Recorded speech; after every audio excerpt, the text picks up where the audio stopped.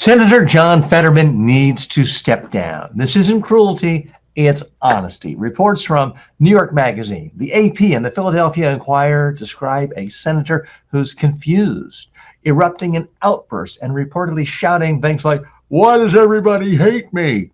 Worse, he's been driving recklessly, involved in multiple crashes, putting others at risk. That's not just decline, it's dangerous. Fetterman suffered a stroke.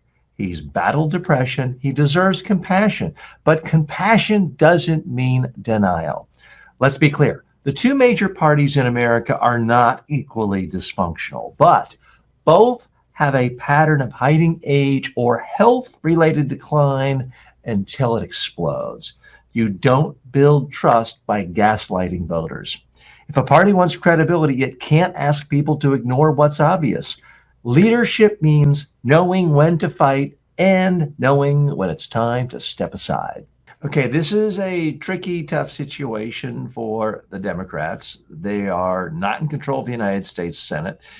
John Fetterman won a close state. It's one of those, purple states that could go either way. It's a swing state.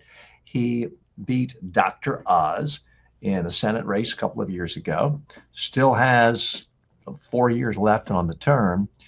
So it's tough for the Democrats to give up something like this or risk losing the seat if he were to resign and have another race earlier than predicted. But this is becoming untenable. Now, I've never met him. I haven't worked with him, but I have worked on Capitol Hill before. And I could tell you, there are definitely people who just stay around too long. Strom Thurmond, Republican from the Carolinas, where I grew up, was 100 years old and apparently had no idea where he was. He was known for fondling the buttocks of female senators in the elevator. He was absolutely out of it, stayed maybe 20 years longer than he should have. Now, the problem with John Fetterman is not that he's old. He's only 55. He's younger than I am. But he has suffered depression, and to his credit, he's been forthcoming with that. He's sought out treatment. But apparently, he's not getting better. He's just not able to function. Now, look, you can be a great senator, a great leader, and be gruff. You can be unpleasant. You can be abrupt. You don't have to be this lovable, charming person all the time. You can still be great.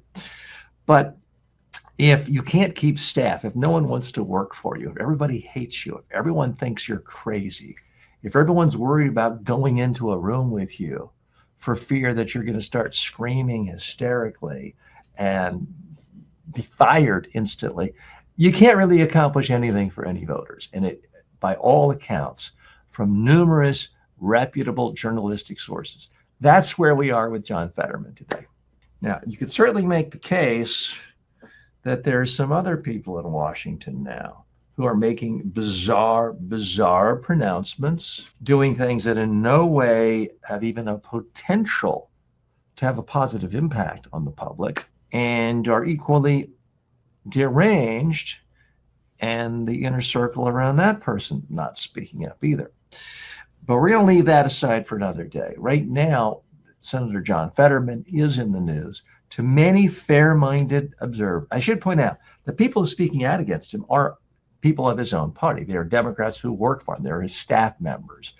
They are media outlets like New York Magazine that in no way are seen as having a bias trying to help members of another party. So none of those issues surround this particular case. It's simply a matter of, as a human being, does this person seem bonkers? And I realize that's not a clinical term, and maybe members of the psychiatric community don't appreciate me using the term bonkers, but by all accounts, Senator John Fetterman seems like he's bonkers. Could he recover at some point in the next 6 months, get back to it? I don't know, but don't the millions of voters in a major significant industrial state like Pennsylvania, aren't they owed representation every single day and every day in Washington in a time like this when there are so many crises facing our nation? So that's really the problem for the political party he happens to be a member of. It is sending a message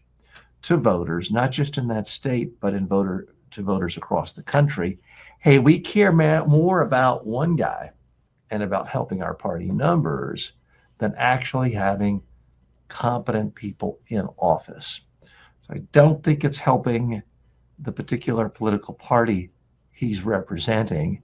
And it certainly doesn't help Washington in general with its reputation of being a place where once people get there, they can be wildly incompetent and stay until they die of old age, which does happen a lot in Washington, D.C. People get a taste of power, perks, staff.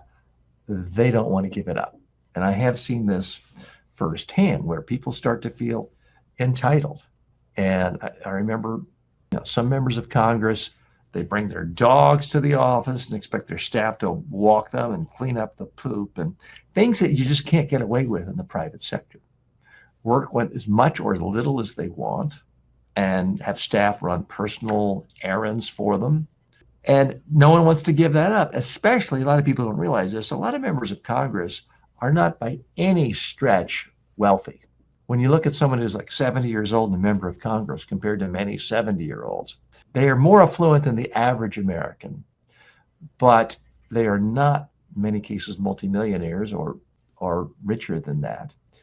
And so for them to go and have to drive their own car, take care of themselves, pick up their own laundry, figure out how to answer a phone call is unappealing. So they'll stay on regardless of physical deterioration, regardless of mental deterioration.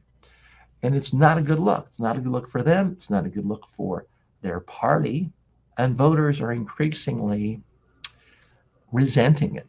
There is a new book out this week called Original Sin about a similar problem related to the inner circle, the staff surrounding the previous president, who by all accounts went through serious physical in his last few years of office before he was pushed off the stage.